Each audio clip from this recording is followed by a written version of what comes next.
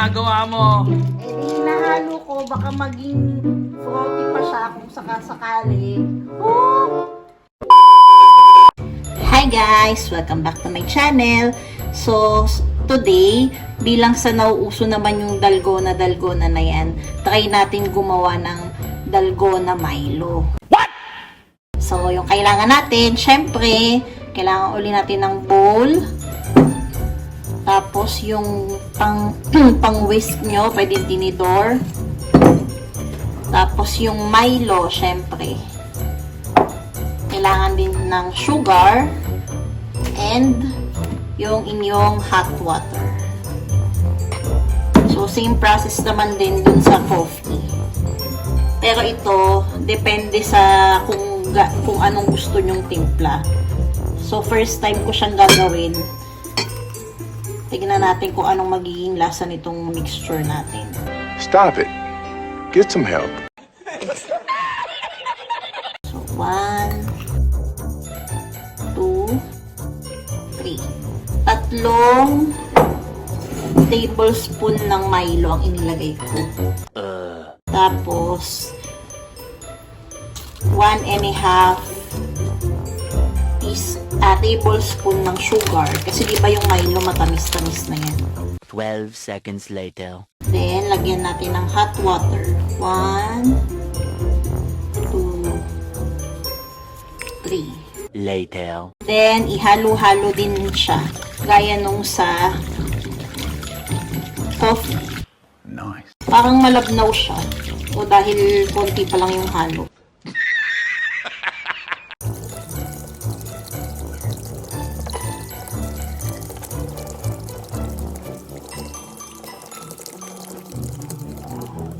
Eventually.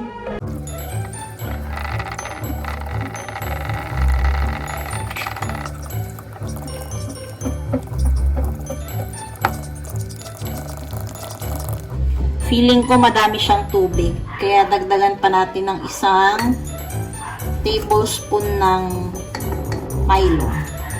So, bali 4 tablespoon na siya. 2 hours later.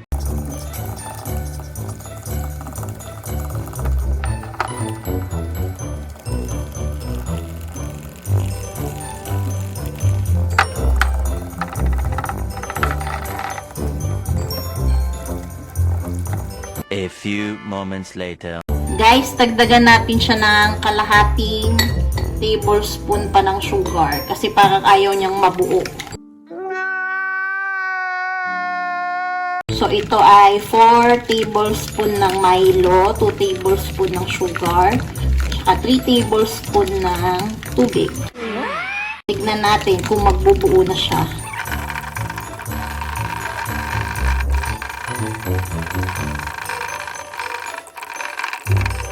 Meanwhile,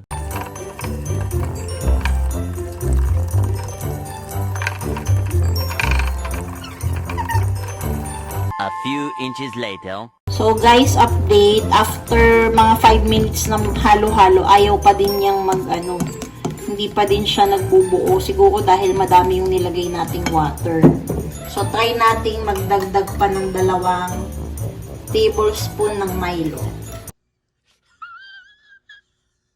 Yan.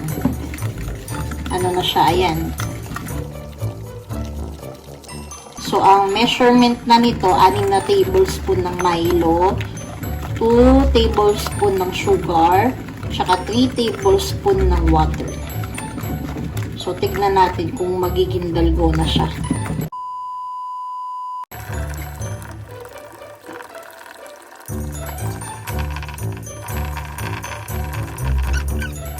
Several bad puns later. Yan. So, guys, after mga 20 minutes na paghalo-halo nito, nangalay na yung braso. Wala, hindi pa din siya nagiging frothy. Ayan, o, tignan nyo, liquid pa din siya. Yun naman pala, pag Milo pala, hindi pala talaga siya magiging frothy. Tinignan namin sa YouTube, may nilalagay pa pala para maging frothy siya. Yung ovalet daw. So, wala. Kahit 24 hours nyo tong halu-haluin, hindi siya magiging frothy kasi wala tayong ovalet. So, failed to guys, failed. Subukan natin, pero naisip namin, lagyan kaya natin ng coffee. Kung magiging frothy siya. No! No! So, lagyan natin siya ng 1 teaspoon. Yan, 1 teaspoon ng coffee.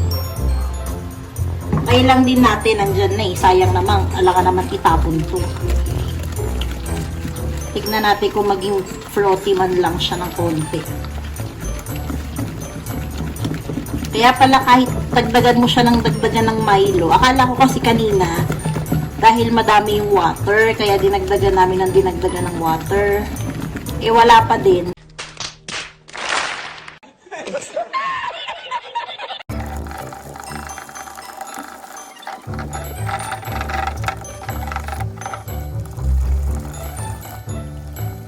So much later that the old narrator got tired of waiting and they had to hire a new one. So guys, update, kahit nilagyan natin siya ng coffee, wala, hindi talaga siya naging frothy.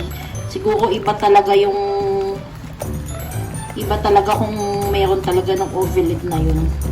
Wala eh. Late ko na napanood na may ovelit pala. Sabi kasi ni Ken, ano lang eh, Milo lang tsaka sugar eh. Yan o, wala pa din, no? Failed. So, syempre, alam na maitapon natin to. Gawin na lang din natin. So, meron uling ice.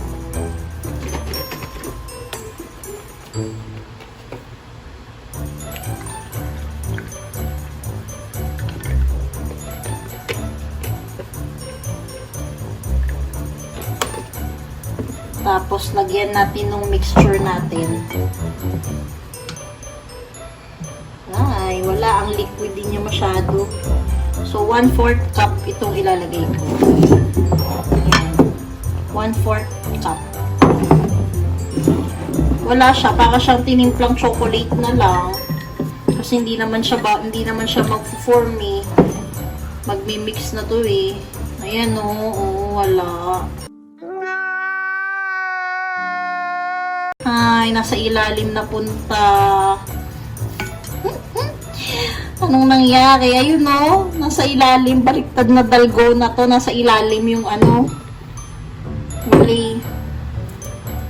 So, lagyan natin ito. Pampalupag-loob. Lagyan natin ng konti.